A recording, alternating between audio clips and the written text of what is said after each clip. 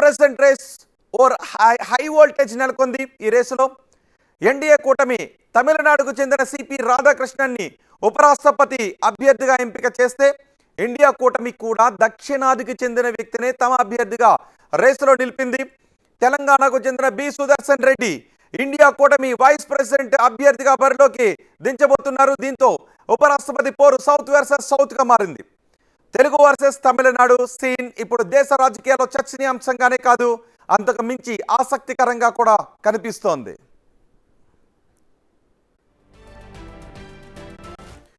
Vice president రేసులో high voltage నెలకొంది. NDA కూటమి తమిళనాడుకు చెందిన సిపి రాధాకృష్ణన్ని ఉపరాష్ట్రపతి అభ్యర్థిగా ఎంపిక చేస్తే ఇండియా కూటమి కూడా దక్షిణాదికి చెందిన వ్యక్తిని తమ అభ్యర్థిగా రేసులో నిలిపింది. తెలంగాణకు చెందిన బి సుదర్శన్ రెడ్డి ఇండియా కూటమి నుంచి వైస్ ప్రెసిడెంట్ అభ్యర్థిగా బరిలోకి దించబోతున్నారు. దీంతో ఉపరాష్ట్రపతి పోరు సౌత్ వర్సెస్ సౌత్గా మారింది. తెలుగు వర్సెస్ తమిళనాడు సీన్ ఇప్పుడు దేశ రాజకీయాల్లో చర్చనీయాంశంగానే కాదు, అంతకు మించి ఆసక్తికరంగానూ మారింది.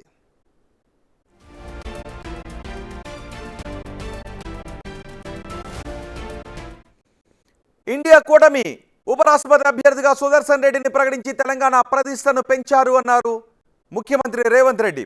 2 రాష్ట్రాల నుంచి 42 మంది లోక్సభ, 18 మంది రాజ్యసభ సభ్యులు ఉన్నారని, అంతా కలిసి సుదర్శన్ రెడ్డిని గెలిపించుకోవాలని కోరారు. సుదర్శన్ రెడ్డికి మద్దతు ఇవ్వాల్సిందిగా తెలుగు రాష్ట్రాల రాజకీయ పార్టీల అధినేతలను కోరారు తెలంగాణ ముఖ్యమంత్రి రేవంత్ రెడ్డి. మళ్ళీ తెలంగాణ ప్రాంతానికి జస్టిస్ సుదర్శన్ రెడ్డిని ఇండియా కూటమి ఉపరాష్ట్రపతి అభ్యర్థిగా ప్రకటించడం మనందరికీ గర్వకారణము. అందుకే ఈరోజు తెలంగాణ రాష్ట్ర ప్రభుత్వం తరఫున ఇండియా కూటమి రాజకీయాలకు అతీతంగా న్యాయ నిపుణుడు, న్యాయ కోవిదుడు జస్టిస్ సుదర్శన్ రెడ్డి గారిని అభ్యర్థిగా ప్రకటించడంతో రాజకీయాలకు అతీతంగా మనందరము ఏకం అవ్వాల్సిన సందర్భము. అందుకే ఈరోజు Telugu Desam party, YSR party, BRS party, MIM party, అదేవిధంగా ఉభయ రాష్ట్రాలలో ఉన్న బీజేపీ రాజ్యసభ, లోక్సభ మెంబర్స్ కూడా విజ్ఞప్తి చేస్తున్నా, తెలుగువాడికి దక్కిన గౌరవం జస్టిస్ సుదర్శన్ రెడ్డి ఉపరాష్ట్రపతి అభ్యర్థిగా ప్రకటించడం. అందుకే మనందరం కలిసికట్టుగా 42 మంది లోక్సభ సభ్యులు, 18 మంది రాజ్యసభ సభ్యులు, ఉభయ రాష్ట్రాలకు సంబంధించిన వాళ్ళందరం ఒక తాటి మీదకి వచ్చి జస్టిస్ సుదర్శన్ రెడ్డి గెలుపులో భాగస్వాములు కావాలి. జస్టిస్ సుదర్శన్ రెడ్డిని గెలిపించవలసిన బాధ్యత మన అందరి మీద ఉన్నది. కాబట్టి చంద్రబాబు నాయుడు గారిని, చంద్రశేఖరరావు గారిని, వైఎస్ జగన్మోహన్ రెడ్డి గారిని, జనసేన అధ్యక్షుడు పవన్ కళ్యాణ్ గారిని, ఎంఐఎం పార్టీ అధ్యక్షుడు అసదుద్దీన్ ఓవైసీ గారిని, అదేవిధంగా ఉభయ కమ్యూనిస్టు పార్టీలు ఈ రాష్ట్రాల నుంచి ప్రాతినిధ్యం లేకపోయినా ఇతర రాష్ట్రాలలో కమ్యూనిస్టు ప్రాతినిధ్యం ఉన్నది కాబట్టి ఆయా పార్టీలను కూడా తెలుగు వాళ్ళుగా మన వాళ్ళు సంప్రదించి మద్దతు కూడగట్టి జస్టిస్ సుదర్శన్ రెడ్డి గారి గెలుపు కోసం పని చేయాలి. జస్టిస్ సుదర్శన్ రెడ్డి గారి గెలవడము ఇప్పుడు అవసరం. తమిళనాడు నేతను ఎంపిక చేసి దక్షిణాది పార్టీలను కట్టడి చేయాలి అని ఎన్డీఏ భావించింది. అయితే ఇండియా కూటమి కూడా అనూహ్యంగా అదే దక్షిణాది నుంచి జస్టిస్ సుదర్శన్ రెడ్డి ఎంపిక చేసి కొత్త చర్చ జరిగేలా చేసింది. సుదర్శన్ రెడ్డిని ఎందుకు సెలెక్ట్ చేస్తారు అనే దానికి వెనుక కొన్ని కీ ఫ్యాక్టర్స్ కనిపిస్తున్నాయి. ఆయనకు రాజకీయాలతో సంబంధం లేదు, రిటైర్డ్ జస్టిస్గా మంచి పేరుంది, ఎన్డీఏ ఆర్ఎస్ఎస్తో లింక్ ఉన్న నేతను ఎంపిక చేస్తే ఇండియా కూటమి సుప్రీంకోర్టులో న్యాయపరమైన సేవలు అందించిన వ్యక్తిని సెలెక్ట్ చేస్తామని చెబుతోంది. పైగా Sudarshan Reddy non political person, పైగా సౌత్ విపక్షాల ఆలోచనలకు తగ్గట్టుగా అన్నింటికీ సరిపోయే అభ్యర్థి, అందుకే ఆయన్ను ఎంపిక చేశారు. ఇండియా కూటమి అభ్యర్థికి ఆప్ కూడా మద్దతునిస్తోంది.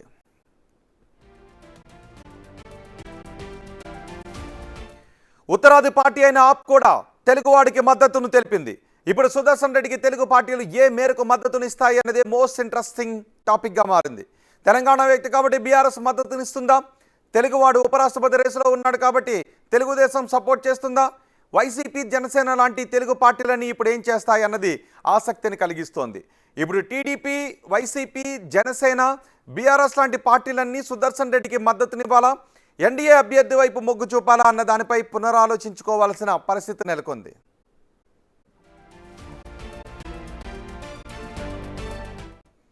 ఇండియా కూటమి అభ్యర్థి పోటీ సంగతి ఎలా ఉన్నా పార్లమెంట్లో నెంబర్ గేమ్ మాత్రం మరోలా ఉంది.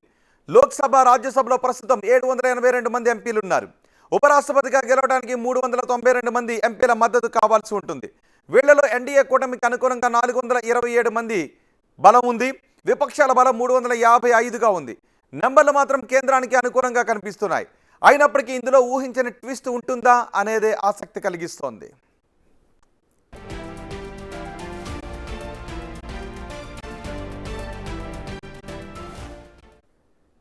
వైస్ ప్రెసిడెంట్ అభ్యర్థుల గురించి ఇప్పుడు మనం చర్చించబోతున్నాం.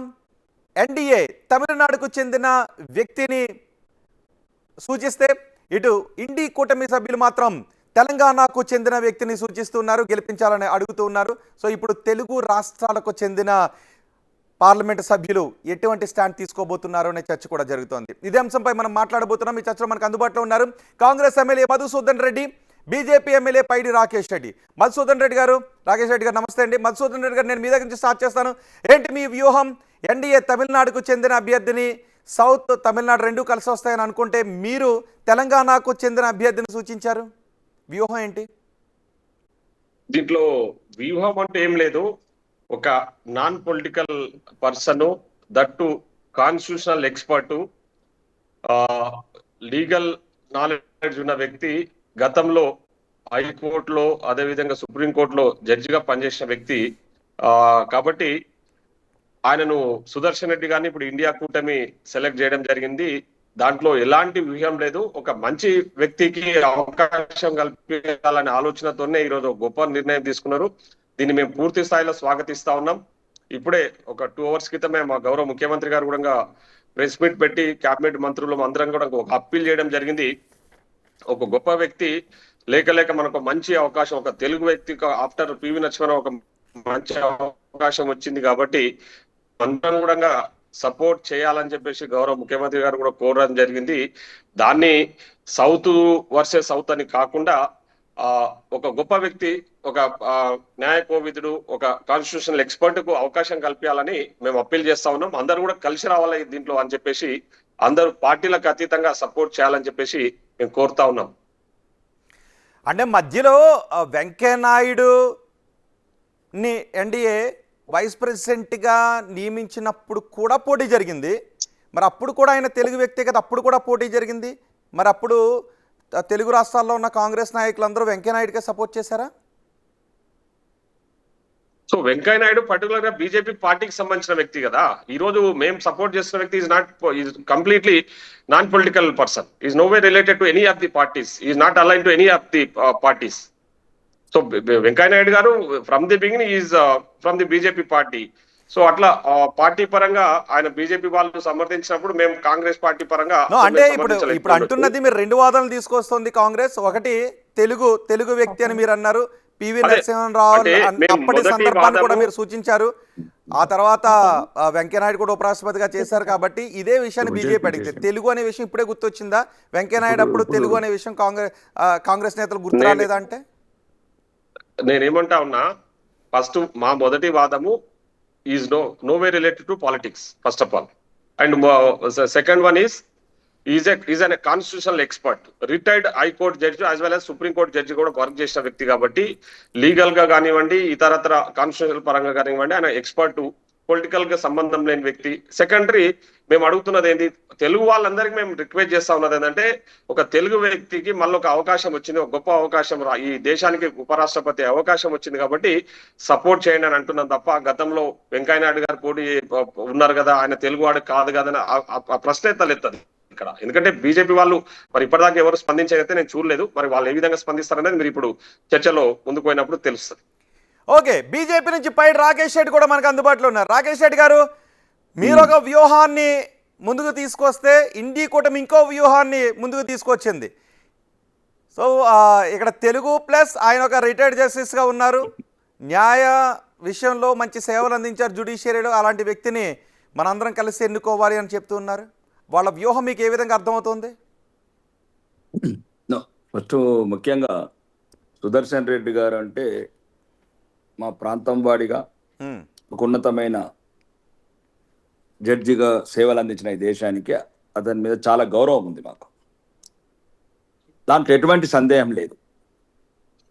కానీ వ్యక్తి కన్నా దేశం ముఖ్యం, రాష్ట్రం కన్నా దేశమే ముఖ్యం మాకు. దేశం కన్నా పార్టీ ముఖ్యమా? కాదు, మళ్ళీ అదే చెప్తున్నాను. బీజేపీ సిద్ధాంతమే దేశం ముందు, వేరే పార్టీ సిద్ధాంతం ముందు, కుటుంబం తర్వాత దేశం. మాకు దేశమైనాకనే మొత్తం. ఈరోజు దేశ అభివృద్ధి పథంలో ప్రపంచంలో మనం ఎదుర్కొంటున్న సమస్యలల్లా, అంటే ఈరోజు అమెరికా లాంటి దేశాలు మన మీద ఆదనపు సుంకాలు లేకపోతే ప్రపంచ పెద్దన్న పాత్ర పోషించాలని, అంటే చాలా రకాలుగా ఈరోజు విదేశీ శక్తుల కుట్రలో భాగంగా ఈ దేశం కొన్ని సమస్యలు ఎదుర్కొన్న టైంలో ఇప్పుడున్న దృఢమైన నాయకత్వానికి ఒక సంపూర్ణమైన అవగాహన ఉంది రాజ్యాంగం మీద. రాధాకృష్ణన్ లాంటి వ్యక్తి దేశానికి అవసరమని కేంద్ర పార్టీలు, నేషనల్ ఎన్డీఏ పార్టీలు అన్ని, ఒక బీజేపీ కాదు, మీరు మర్చుకోవాల్సింది ఏంటంటే ఉమ్. దేశంలో ఉన్న ఎన్డీఏ అలయన్స్ ఇది. అదే అండి, అలియన్స్ రాధాకృష్ణన్ సూచిస్తే ఇండి కూటమి అలియన్స్ సుదర్శన్ రెడ్డిని సూచించింది. తప్పేం సుదర్శన్ రెడ్డి దాంట్లో. లాంటి వ్యక్తి న్యాయశాస్త్ర కోవిదుడు కాబట్టి పార్టీలు ప్రపోజ్ చేసిన అభ్యర్థులకు ఎక్కడో చోట పార్టీ ప్రయోజనాలే ఉంటాయి. ఒక జడ్జిగా పనిచేసినటువంటి వ్యక్తికి రాజ్యాంగ విలువలు కూడా తెలిసి ఉంటాయి కాబట్టి అలాంటి వ్యక్తిని ఎన్నుకుంటే మంచిది కదా అని అంటున్నారు. ఒకటండి, ఈరోజు రాజ్యాంగ విలువలు అంటే రాష్ట్రపతి ఉపరాష్ట్రపతికి 100 మంది రాజ్యాంగ నిపుణులు వచ్చి కూర్చుంటారు రాష్ట్రపతి భవన్లో. రాష్ట్రపతులు చదువుకోని అవసరం లేదు, రాష్ట్రపతులు జడ్జిలే ఉండాల్సిన అవసరం లేదు. రాష్ట్రపతులు రాజ్యాంగబద్ధంగా నడిస్తే చాలు. అది బీజేపీ ఆలోచన. మీకు అర్థమైందా? మాట్లాడిందాక చెప్పండి. బీజేపీ ఎక్స్పర్ట్స్ ఎవరిని పదవులలో ఉన్నది అనేది వాళ్ళ ఆలోచన. రాజ్యాంగబద్ధంగా 1975 జూన్ 25 నాడు అర్ధరాత్రి సంతకం పెట్టిన రాష్ట్రపతులు అద్దు. 1975 జూన్ 25 నాడు అర్ధరాత్రి సంతకం పెట్టిన రబ్బర్ స్టాంపులు రాష్ట్రపతులు ఈ దేశానికి ఒక రకమైన ఇబ్బంది. ఏం సంతకం పెట్టిర్రు? కాబట్టి చెప్పాలంటే మాట్లాడదు మేము మీకన్నా ఎక్కువ ఓన్లే. ఏం సంతకం పెట్టిర్రు? మరి ఇప్పుడు మీరు రబ్బర్ స్టాంపు ఉపరాష్ట్రపతిని చేద్దాం అనుకుంటారా? ఒక కాన్స్టిట్యూషన్ ఎక్స్పర్ట్ కాదని అడుగడుగున ఎలక్షన్ కమిషన్ లాంటి చట్టబద్ధ సంస్థలని రాజ్యాంగబద్ధత అవమానిస్తారు. ఆర్మీని దేశాన్ని కాపాడే ఆర్మీ ఎలక్షన్ కమిషన్ చట్టబద్ధతను మీరే కదా అవమానించింది. ఈ రోజు సహకరిస్తే దేశం మరో రకంగా ఈరోజు తయారు చేస్తారు ఈ రాజకీయ వ్యవస్థ. కాబట్టి ఈ దేశంలో ఇప్పుడున్న ఈ దేశం ముందుకెళ్తున్న ఎన్డీ అలయన్స్ ప్రభుత్వంలో ప్రపంచంలో కొన్ని విపత్కర పరిస్థితులు ఎదుర్కొంటున్న సమస్యలో ఈ నాయకత్వానికి, కేంద్రంలో నాయకత్వానికి సంపూర్ణ సహకారం అందించే నాయకుడు ఉపరాష్ట్రపతి అవసరం. కాబట్టి దయచేసి దాని ప్రకారం నిర్ణయం. అంటే ఇండి కూటమి కూడా ఇప్పుడు ఏమంటోంది అంటే 2 వాదనలు తీసుకొచ్చింది. ఒకటి, రాజకీయ వాసనలు లేనటువంటి వ్యక్తులను అలాంటి ఉన్నత పదవుల్లో కూర్చోబెడితే చాలా విలువలు కాపాడబడతాయని. 2, సుదర్శన్ రెడ్డి తెలుగువారు. ఈ 2 రకాలుగా చూసినా సుదర్శన్ రెడ్డికి అన్ని అర్హతలు ఉన్నాయి అనేది కాంగ్రెస్ వాదన. మేము వ్యక్తుల గురించి మాట్లాడలేదండి, మళ్ళీ మీరు అక్కడికి కప్పట్లో కాలేదు. ఇప్పుడు ఉదాహరణకి ఒక విషయం చెప్తున్నానండి. ఈ రోజు అంటే వ్యవస్థలు నడిపించేది వ్యక్తులేగా. ఒక్క నిమిషం. అంటే రేపు అంటే మళ్ళీ ఏం తీసుకొచ్చారు? మళ్ళీ రెడ్డిలను తీసుకొచ్చారు. ఏమైంది బీసీ వాదం?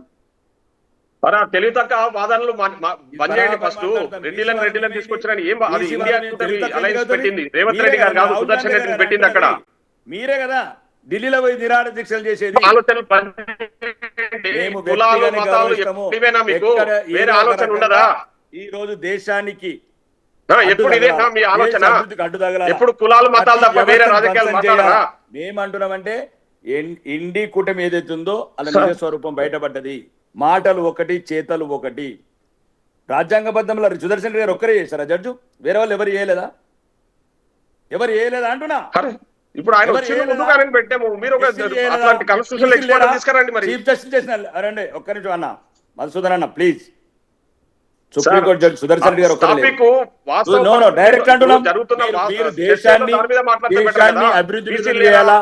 ప్రపంచం ఒకటే చెప్తున్నా, భారత ప్రధాని రాజకీయాలు చేస్తున్నది మీరు, ముఖ్యంగా తెలంగాణ కాంగ్రెస్. మాట్లాడింది ఎవరు? మీరే. 28 రాష్ట్రాలలో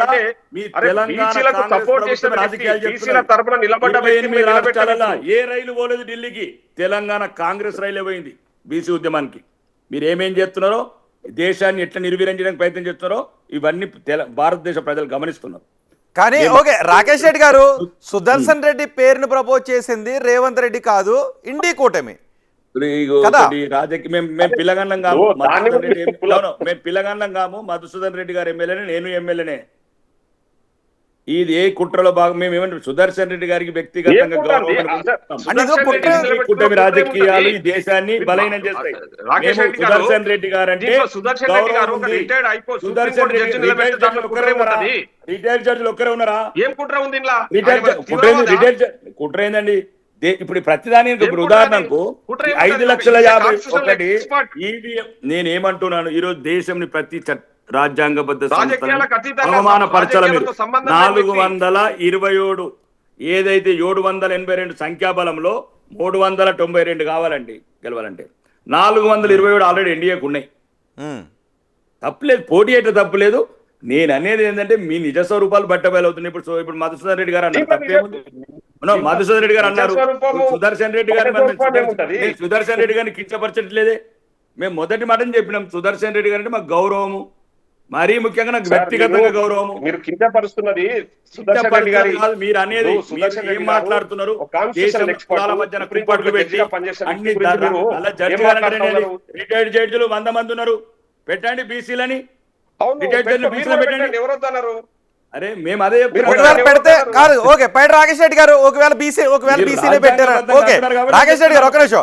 ఒకవేళ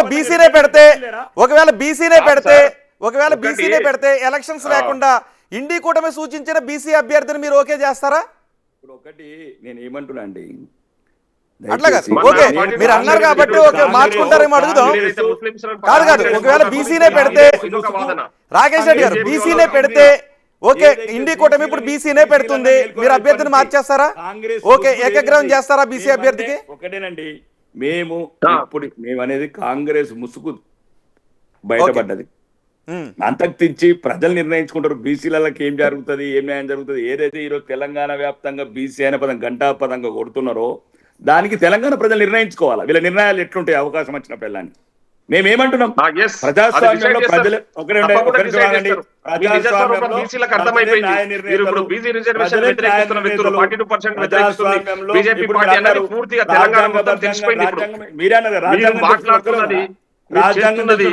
ఒకటే ఈ రాజ్యాంగాన్ని రద్దు చేయాలి, రిజర్వేషన్లను తీసేయాలనే ఆలోచనతోనే బీజేపీ ఈ రోజు ముందుకు పోతా ఉంది.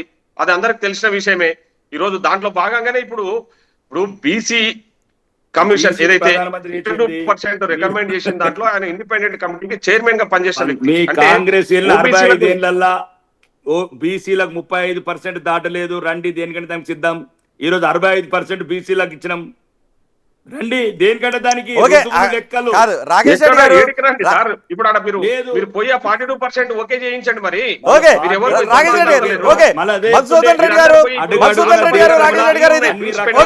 బీసీ రిజర్వేషన్ గురించి కాదు డిబేట్.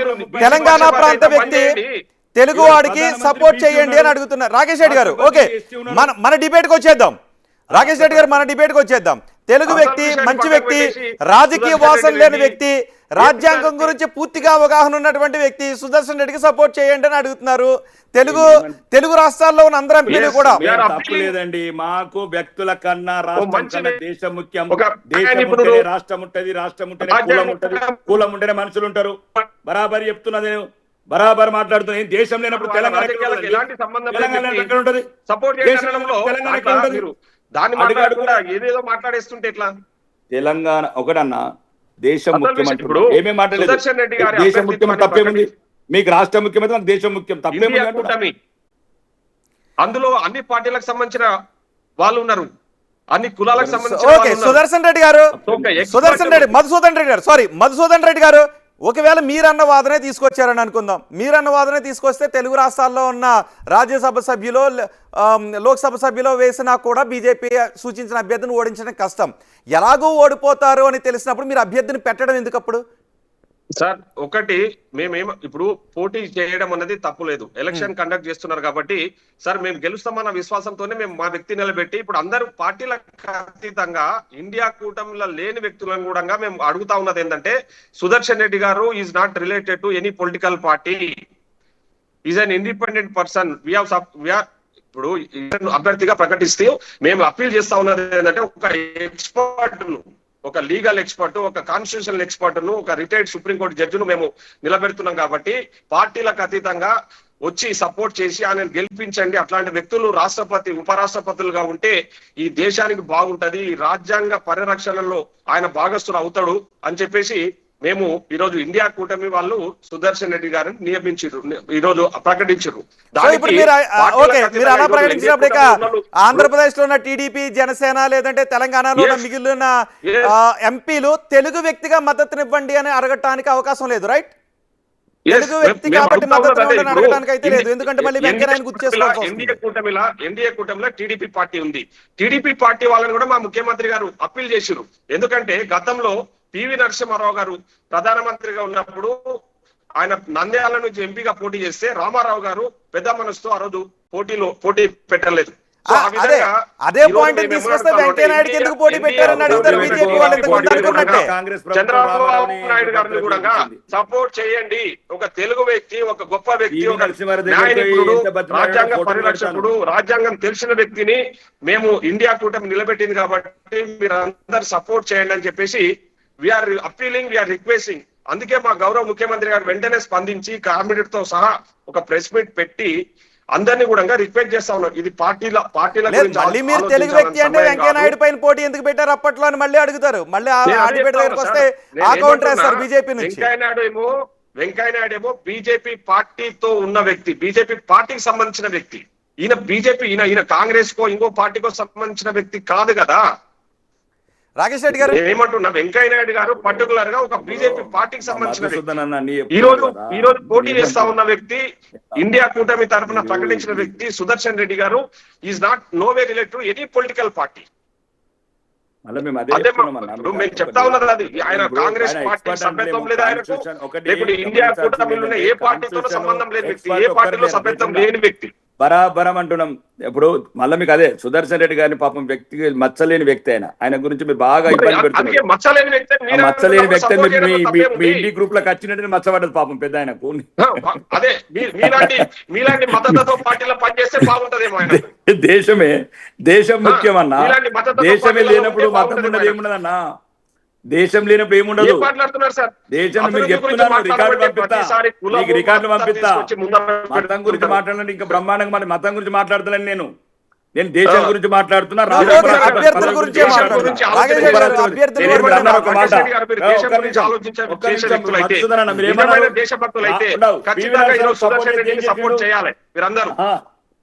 ఇప్పుడు మీరు ఒక మాట అన్నారు, మీరు ఒక మాట అన్నారు, మళ్ళీ సుదర్శన్ రెడ్డి పెద్ద ఆయన, మీరు పెద్ద దీనికి పాపమైన బలిపశువు చేస్తున్నారు మీరు. ఇప్పుడు మీలాంటి వ్యక్తులే కదా. లేదు మాకేముంటదన్నా, వ్యక్తులు వేరు వ్యవస్థ వేరు. ఈరోజు దేశానికి సంపూర్ణమైన నాయకత్వం అవసరం, ధైర్యం ఉన్న నాయకత్వం అవసరం. ఈరోజు దేశం చాలా ఇబ్బందులలో ఆలోచన చేస్తున్న వ్యక్తులు ఇట్లాంటి వ్యవస్థలకు సపోర్ట్ చేసేమండి. ఫైనల్ గా రాకేష్ రెడ్డి గారు నేను మీతో కన్క్లూడ్ చేస్తాను. రాకేష్ రెడ్డి గారు ఫైనల్ గా కన్క్లూడింగ్ వర్డ్స్ చెప్పండి.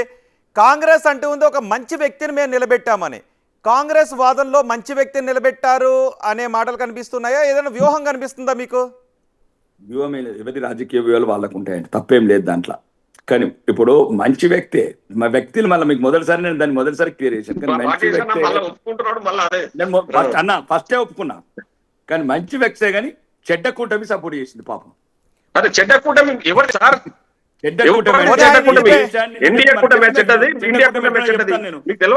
చెప్తాను.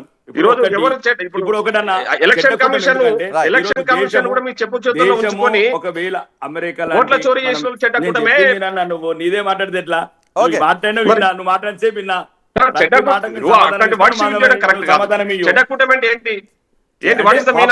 మంచోడే కానీ కూటమి దేశాన్ని బలహీనపరిచే కూటమి మీది. దేశాన్ని వ్యవస్థ రాజ్యాంగబద్ధ వ్యవస్థలని దేశానికి స్వాతంత్రం తీసుకొచ్చిన పార్టీ రాకేష్ రెడ్డి గారు, మధుసూదన్ రెడ్డి గారు, ఓకే సమయం మించిపోయింది. ఓకే ఎవరు వాదన వాళ్ళకి ఉంది, ఎవరు స్టాండ్ పైన వాళ్ళే ఉంటారు. ఓకే మొత్తానికి ఇండి కూటమి నుంచి ఒక అభ్యర్థిని నిలబెడితే ఎన్డీఏ కూటమి నుంచి మరొక అభ్యర్థి నిలబెట్టారు. ఇండి కూటమి నుంచి తెలంగాణకు చెందిన వ్యక్తిని నిలబెడితే ఎన్డీఏ కూటమి నుంచి తమిళనాడుకు చెందిన వ్యక్తిని నిలబెట్టారు. దీంతో సౌత్ వర్సెస్ సౌత్ అనే విధంగా ఇప్పుడు నడుస్తుంది. అయితే కాంగ్రెస్ వ్యూహం ఏంటనే చర్చ కూడా జరుగుతుంది. సో తెలంగాణకు చెందిన వ్యక్తికి ఓటు వేయాల్సిన అవసరం ఉంటుంది. రెండు తెలుగు రాష్ట్రాలు కూడా ఇండి కూటమి సూచించిన అభ్యర్థికి ఓటు వేసి తెలుగు వాళ్ళ ఐక్యతను చాటుకోవాల్సిన అవసరం ఉంది అని ఇటు కాంగ్రెస్ నాయకులు చెప్తున్నారు. ఒకసారి రేవంత్ రెడ్డి ఏం మాట్లాడారు చూద్దాం. మళ్ళీ తెలంగాణ ప్రాంతానికి జస్టిస్ సుదర్శన్ రెడ్డిని ఇండియా కూటమి ఉపరాష్ట్రపతి అభ్యర్థిగా ప్రకటించడం మనందరికీ గర్వకారణము. అందుకే ఈరోజు తెలంగాణ రాష్ట్ర ప్రభుత్వం తరఫున ఇండియా కూటమి రాజకీయాలకు అతీతంగా న్యాయ నిపుణుడు, న్యాయ కోవిదుడు జస్టిస్ సుదర్శన్ రెడ్డి గారిని అభ్యర్థిగా ప్రకటించడంతో రాజకీయాలకు అతీతంగా మనందరము ఏకం అవ్వాల్సిన సందర్భము.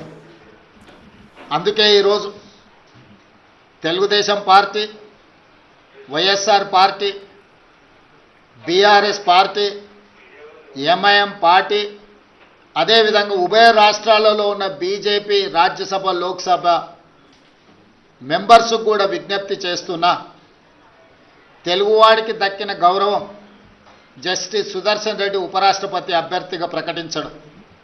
అందుకే మనందరం కలిసికట్టుగా 42 మంది లోక్సభ సభ్యులు, 18 మంది రాజ్యసభ సభ్యులు, ఉభయ రాష్ట్రాలకు సంబంధించిన వాళ్ళందరం ఒక తాటి మీదకి వచ్చి జస్టిస్ సుదర్శన్ రెడ్డి గెలుపులో భాగస్వాములు కావాలి. జస్టిస్ సుదర్శన్ రెడ్డిని గెలిపించవలసిన బాధ్యత మన అందరి మీద ఉన్నది. కాబట్టి చంద్రబాబు నాయుడు గారిని, చంద్రశేఖరరావు గారిని, వైఎస్ జగన్మోహన్ రెడ్డి గారిని, జనసేన అధ్యక్షుడు పవన్ కళ్యాణ్ గారిని, ఎంఐఎం పార్టీ అధ్యక్షుడు అసదుద్దీన్ ఓవైసీ గారిని, అదేవిధంగా ఉభయ కమ్యూనిస్టు పార్టీలు ఈ రాష్ట్రాల నుంచి ప్రాతినిధ్యం లేకపోయినా ఇతర రాష్ట్రాలలో కమ్యూనిస్టు ప్రాతినిధ్యం ఉన్నది కాబట్టి